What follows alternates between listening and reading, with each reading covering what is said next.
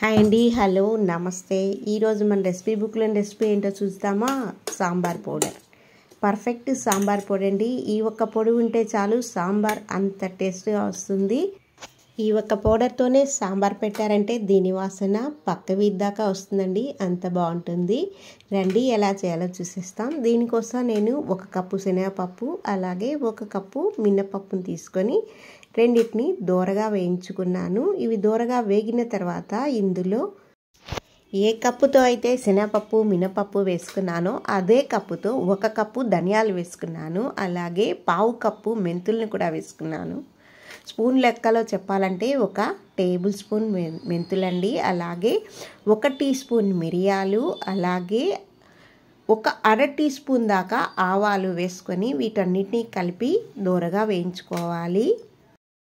ఈ వీడియో కనుక మీకు నచ్చినట్టయితే తప్పకుండా ఒక లైక్ని అయితే చేసేయండి.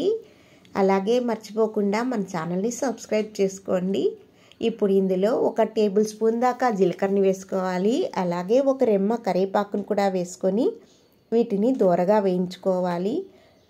కలర్ అయితే మారకూడదండి, రెడ్ కలర్ వచ్చే వరకు వేయించుకోవాలి. ఇలా వేయించుకున్న దీన్ని ఒక ప్లేట్లో వేసుకొని చల్లారబెట్టుకోవాలి.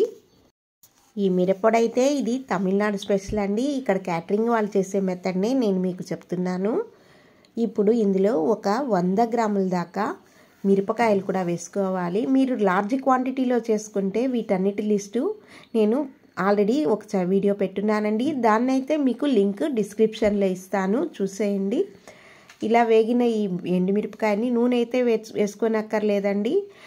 నూనె వేసారంటే చిక్కు వాసన వచ్చేస్తుంది. ఈ మిరప్పొడి ఇది చేసుకుంది మనకు 15 డేస్ దాకా అయితే వస్తుందండి. నాకైతే ఇది దాదాపు 15 డేస్ అయితే వస్తుంది. ఇప్పుడు ఈ ఎండుమిరపకాయని స్టవ్ ఆఫ్ చేసి దీన్ని కూడా చల్లారబెట్టేసుకుందాం.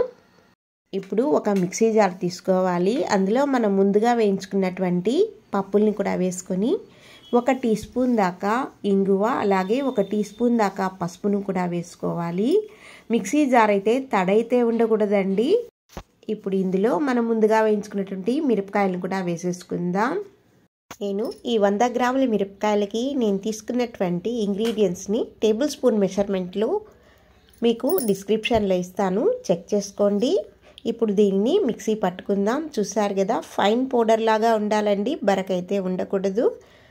బరకగా ఉంది అనిపిస్తే ఒకసారి అయితే జల్లెడ పట్టుకొని మరోసారి మిగిలిన దాన్ని మిక్సీ పట్టుకోండి. ఈ వీడియో అయితే మీకు నచ్చిందని అనుకుంటున్నాను. మీరు కూడా ఒకసారి తప్పకుండా ట్రై చేయండి. ఎలా వచ్చింది అనేది నాకు కామెంట్ రూపంలో తెలపండి. మరో వీడియోలో మళ్ళీ కలుసుకుందాం.